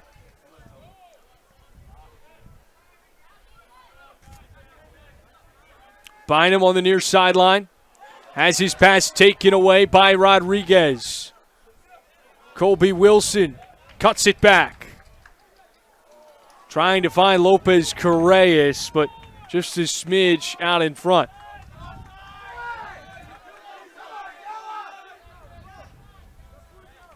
Torres gets the edge.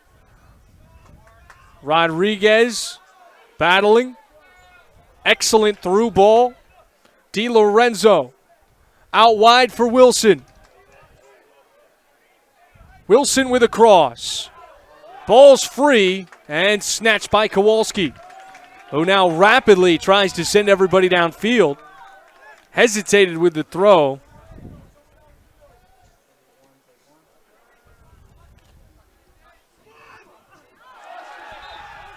Torres collides with Buckles. And the official's going to bring those two in for a conversation.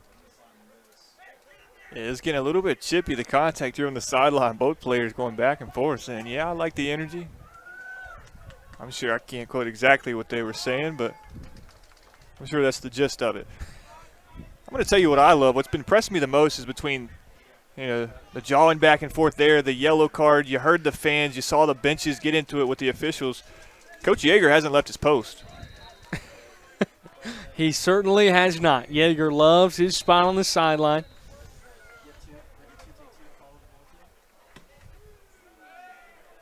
Long bomb. Knocked away. Buckles. Here comes the Lynchburg counterattack. Torres downfield for DiLorenzo. Pass was offline. Charging in Real Silva, takes possession right back. And once again, another errant pass extinguishes an offensive opportunity for the Hornets. Real Silva staying with the play, or pardon me, Lopez Correas. He wants to go. Tries to split two Eagle defenders. Bodies hitting the floor.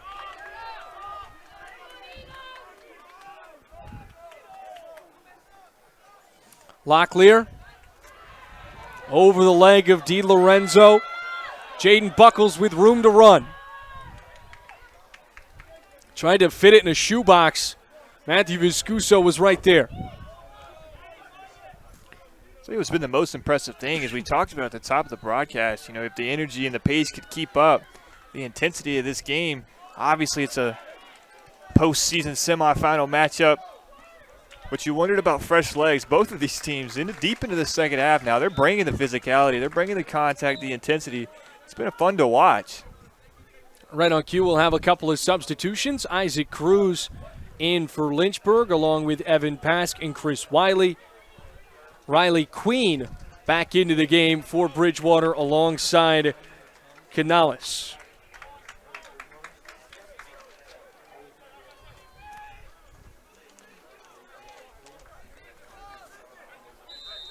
And it looks like Will Casey's night might be done. He is now on the near sideline with that ankle bootless and wrapped up with ice.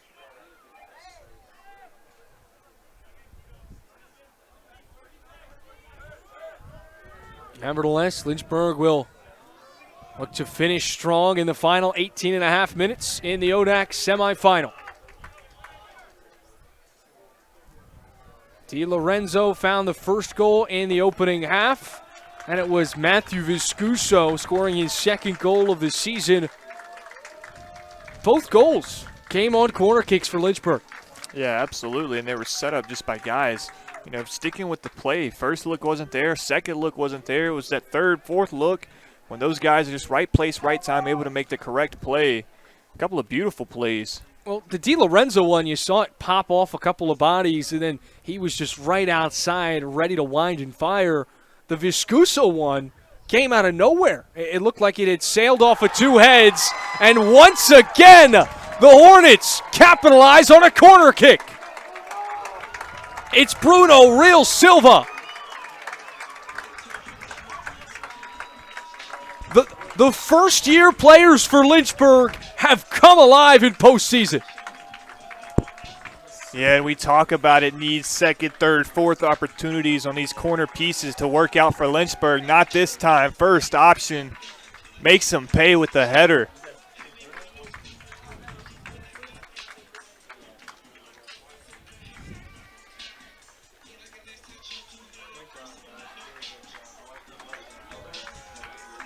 What a game it has been. And Bruno Real Silva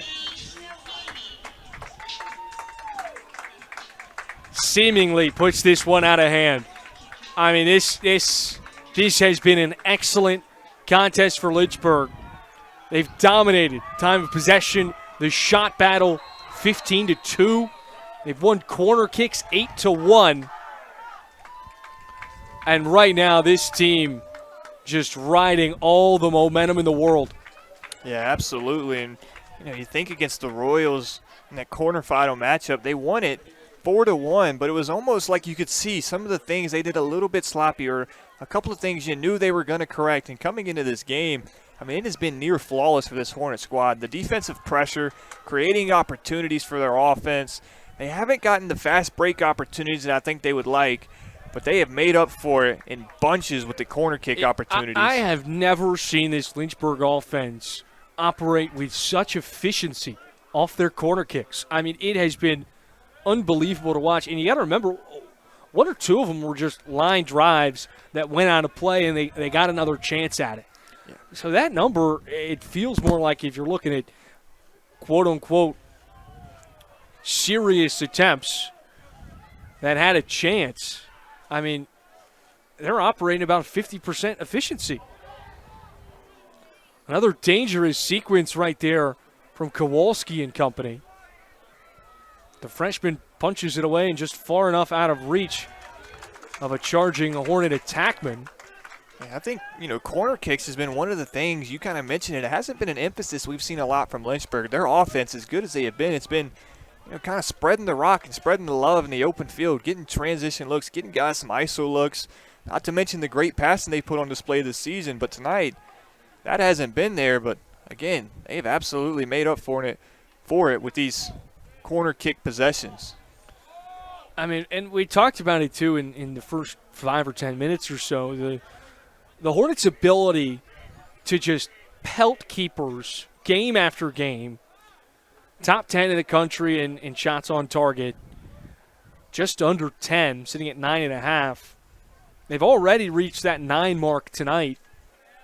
And when you face a freshman keeper in these kind of situations and you have that ability to score on set pieces or in transition or with any number of guys, I mean, that just makes life so difficult. We've seen 2 different headers where Kowalski is expecting it to go to a big body on the interior, and they're using them as decoys. And you have somebody just working in the shadows and fires one in. Yeah, I think that's what's so dangerous about this Lynchburg team is, so many times when you look at a roster, you pick out, a guy to watch or, a two-headed monster that you might expect to see the attacking and the scoring come from. But with this Lynchburg team, you're seeing it from everywhere, and it's not just starters. Like you said earlier, you're seeing guys come in, off the bench and contribute in a big way. Their leading goal scorer coming off the sideline. It says a lot about the pedigree and the DNA of this team, and it's worked out. What's been impressive to me is you look at, recorded ODAC statistics, and they lead the way in 13 out of 18 of those. And when you talk about goal differential, they're third in the country. Yeah, and a big part of it tonight has just been keeping this Bridgewater offense quiet. You look at last game, and they held Eastern Mennonite to 2 shots, and you don't want to say that was expected. It was impressive in itself, the ability to hold an ODAC school of that caliber to just 2 shots, both of which came in the last 10 minutes. But against Bridgewater, a team that has had so much offensive success this season, averaging 2 goals a game, to just 2 shots, that is not something we had on our bingo card tonight. Yeah, that's a big deal because you look at this Bridgewater team, and offensively, they have been one of the best offensive units in the ODAC this season, and that's what propelled them to that number 4 seed. You talked about it.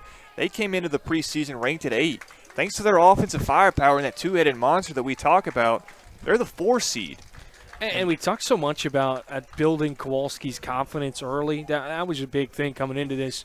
A freshman playing in his biggest game during his collegiate tenure, and had a handful of really great saves to start this one off. But eventually this Lynchburg offense just really seemed to wear him down, and you can somewhat see the emotion and the frustration from him in the box tonight. He has been frustrated, to say the least, just with how much the ball has lived on his side of the field. I mean, he hasn't had any chance to breathe. Yeah, I think that's, the way you put it's the best way you can put it, just wearing him down. And Kowalski, like you said, the first 20, 25 minutes of this game, he looked dialed in and ready for the moment, but, having to, go after shot after shot after shot coming from every direction from this Lynchburg firepower, it can wear you down. I think you're starting to see that here really throughout the entire defensive unit for the Eagles. Played up for Rodriguez.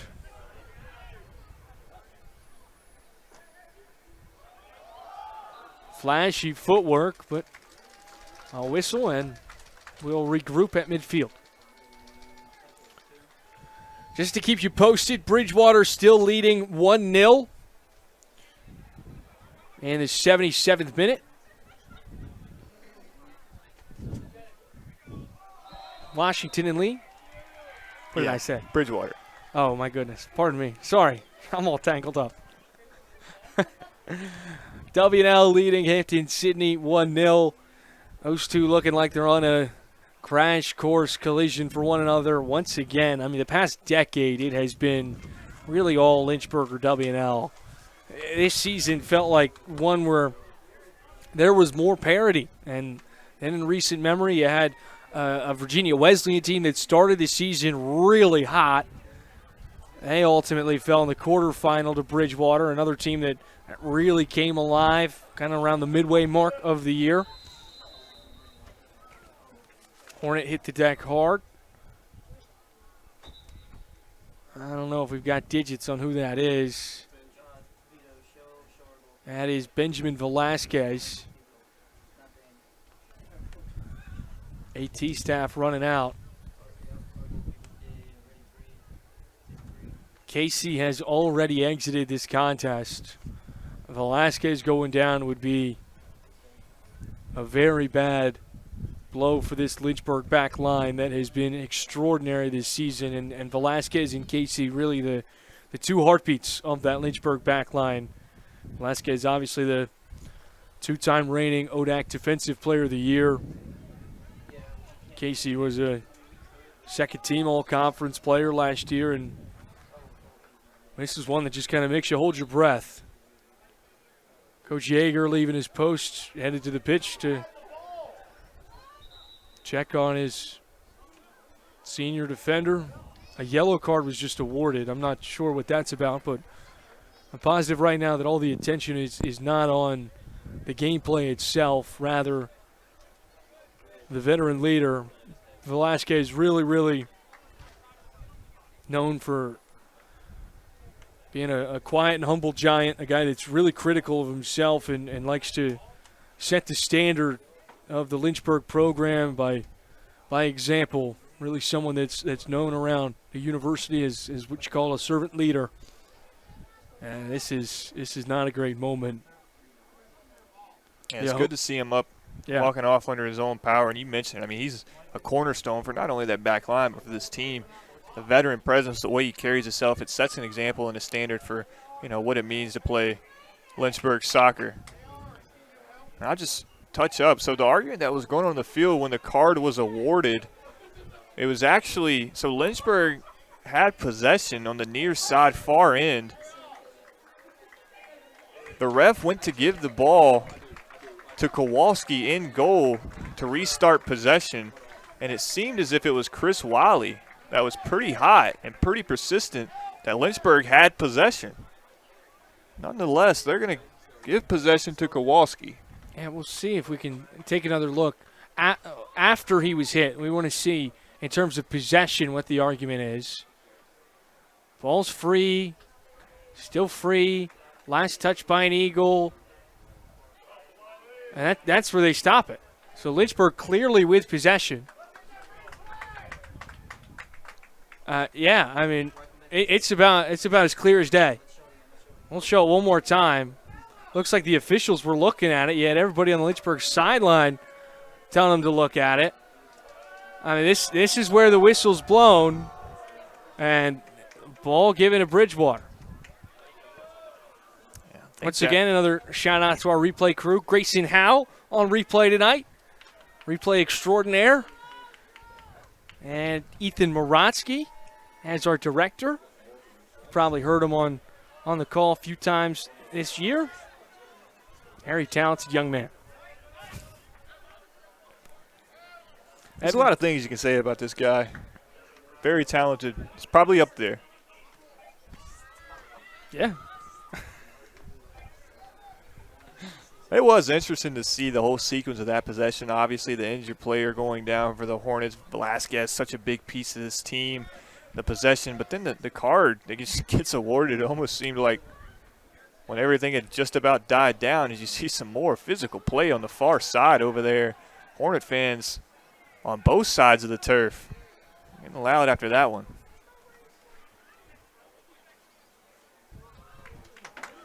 Isaac Cruz has his shot ricocheted away.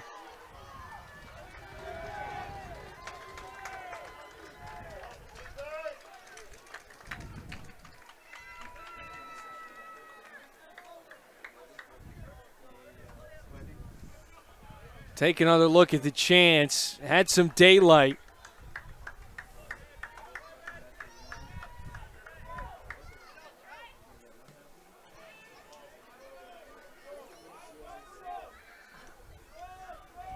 Real Silva heading towards the end line. And another corner kick for Lynchburg. This is where they've been dangerous tonight.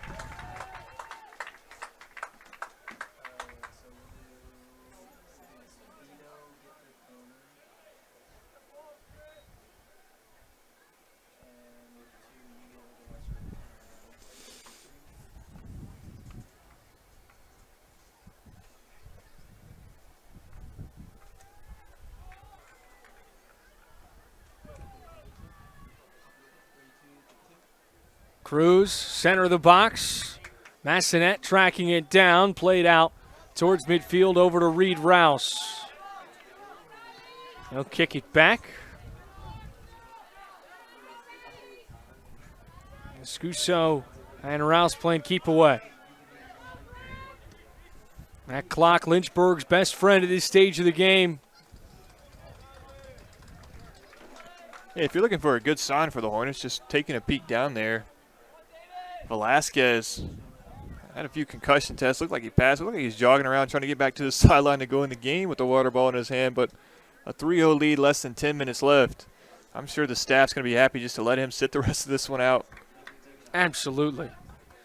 I mean, obviously, hot topic this week for everybody that's a Commanders fan. Oh, another big collision. Two Eagles collide.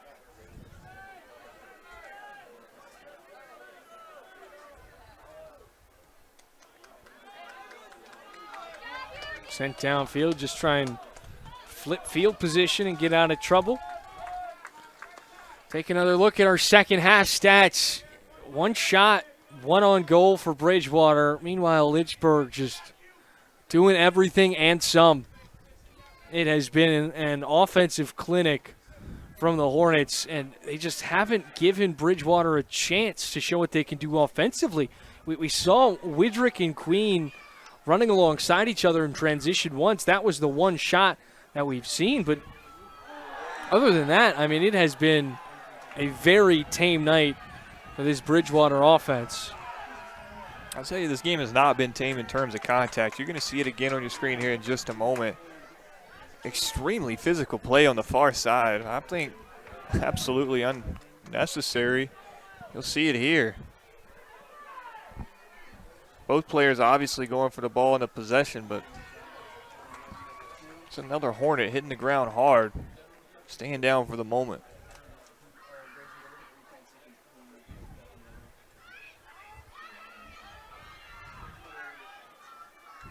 While they sort that out and tend to him, I'll tell you, Velasquez, good to go back in the game. Told the trainer, hey, tell the coaching staff I want to go back in. They turned around and shut him down pretty quick. So Velasquez night is done on the field. Everybody back to their feet, ready to get back after it. You're starting to see Coach Yeager down off his bench a little bit. Andres Romero back into the contest for Lynchburg. For the Bridgewater Eagles, it's Locklear.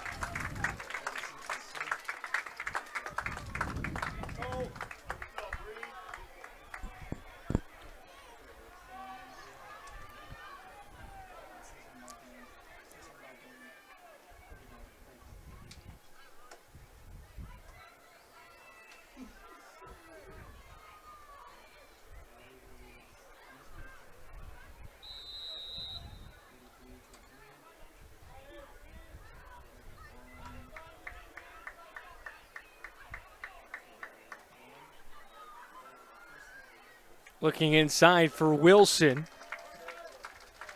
Last touched off an Eagle.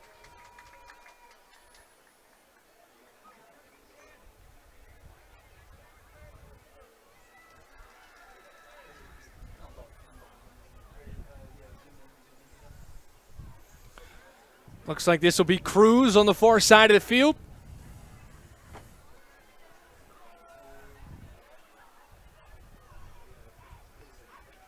Just over 7 minutes remaining.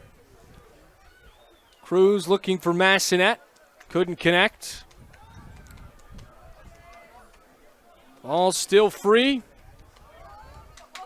Colby Wilson with a chance.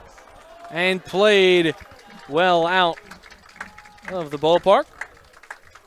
At this stage of the game, obviously the team isn't, but we will look ahead. Washington and Lee up 2-0 on Hampton-Sydney. Lynchburg up 3-0 against Bridgewater. Looks like it'll be a rematch on the same pitch as last season. That was a 1-0 victory for Washington and Lee in Lynchburg, Virginia. Cross played out. Well, it's been impressive for both of those teams. As you talked about the parity earlier, it looks like we're headed to the same matchup again, but both of these teams, man, they've had to work for it this year. Lynchburg tested quite a bit in the conference, much as Washington and Lee was, and by no means was this a cakewalk to get back to another Hornet Generals ODAC Finals. When they met this season, it was a 2-0 victory in Lexington.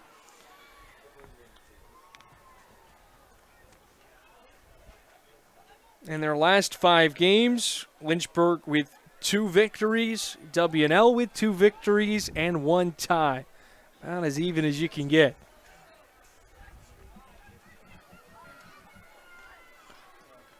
They are quite familiar with one another, whether it's playing in the regular season or playing in the championship.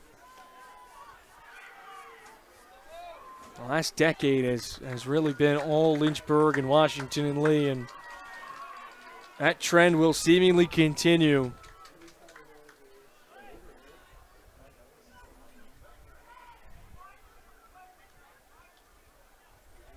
I mean, you could have Lynchburg and Washington and Lee playing in potentially 3 full sports against one another in a championship. Yeah, you look at men's soccer, volleyball, field hockey.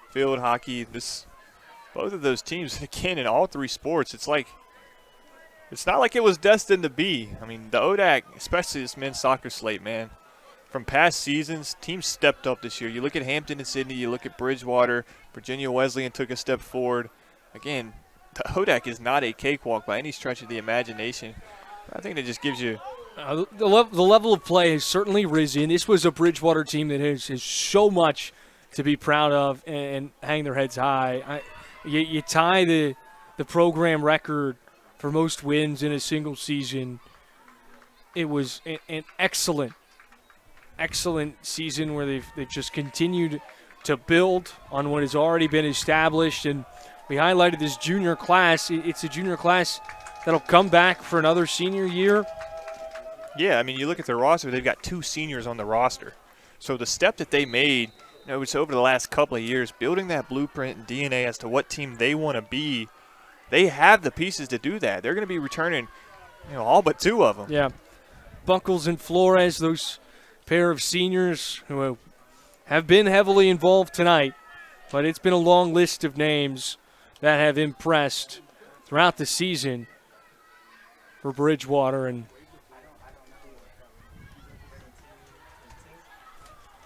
it's just there we go. There's the tandem. Josh Schmidt, Micah Adams, friends turned foes. God. This is, yeah. Let's go back to the game, guys. Thank you.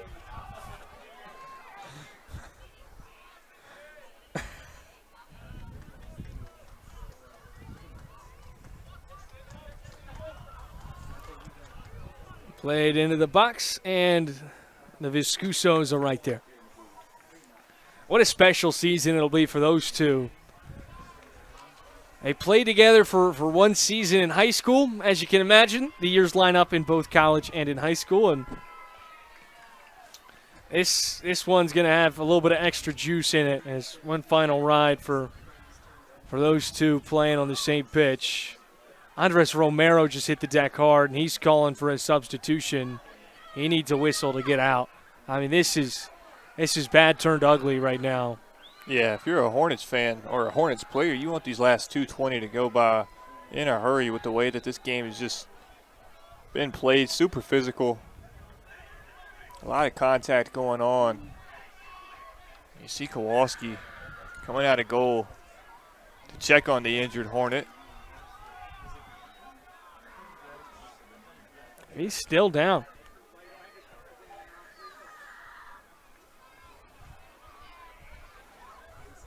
Trainers haven't been signaled to come on yet. Looks like it was just a twisted ankle as he will hobble over to the sideline. He's someone that has been a very dynamic athlete for Lynchburg this season, but has struggled with injuries throughout the season. And just rolled that ankle. Yeah, it's one of those things, man. He's brought such an element of speed really is the best way to describe it.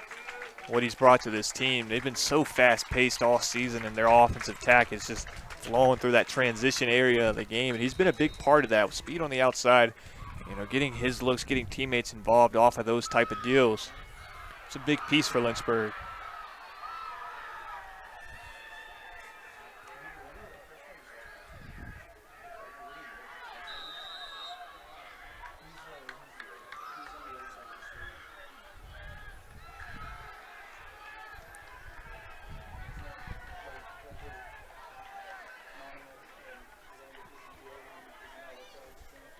Under 2 minutes to go.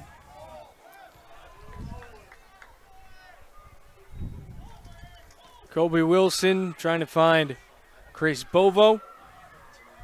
So it was Dunbar that came in, correct? The last injury substitution. I believe so. Just trying to make sure, because when he got a touch, the far sideline, students on the track went absolutely ballistic. Just had to make sure we had the name right. A lot of. I couldn't tell you, but I assure you that there's probably some jawing going on. Yeah, absolutely.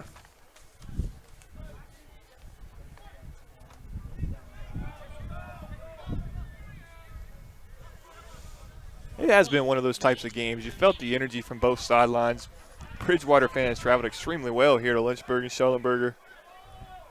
A lot to cheer for. A really good season for this team. Not to be against the Hornets, but again, this will be their 12th shutout this season for the Lynchburg Hornets. That matches their season total from a year ago, which was a very historic season for the Lynchburg defense. And when you build off of what you did a year ago by bringing back that entire group, it's clear that they have a chance at making history. Tied for the second most shutouts in a single season. But what's really impressed is the offense. Up to 58 goals this season. That is the most in program history. And they've still got more soccer to play. Lynchburg keeps on dancing, and the Hornets are headed back to the ODAC Championship. Kevin, what a game it was. A fun full 90 minutes for everybody involved. It's one that had a whole lot of physicality to it. The intensity was high. Both of these teams playing with everything they've got, leaving it on the line. But at the end of the day, this Lynchburg offense just proved to be just a little bit too powerful for a Bridgewater team that was only able to get 2 shots up. Yeah, and you talk about some of the milestones and goals that they're hitting, setting program records. I'm not even so sure that a majority of the players know that. You can just tell by the flow of this offense and defense, really everybody, including the sideline. They're having a lot of fun. I really think the sky's the limit for this team. They continue to play like this. You got Washington and Lee, a familiar foe when it comes to championship games coming to town. You get through that, you get that automatic bid. And I'm telling you, this team can really impress some folks here in the Hill City. Well, if the season were to end today, Lynchburg would have the most goals in a single season and the fewest goals allowed in a single season. So it has certainly been one historic year. We'll see if that holds the rest of the season. They would need a shutout the rest of the way to hold on to the fewest goals allowed, but we'll see what's in store. We thank you so much for tuning in. Lynchburg men's soccer takes on Washington and Lee in a rematch of last year's ODAC championship, once again on Schellenberger Field. Women's field hockey playing tomorrow on FloSports.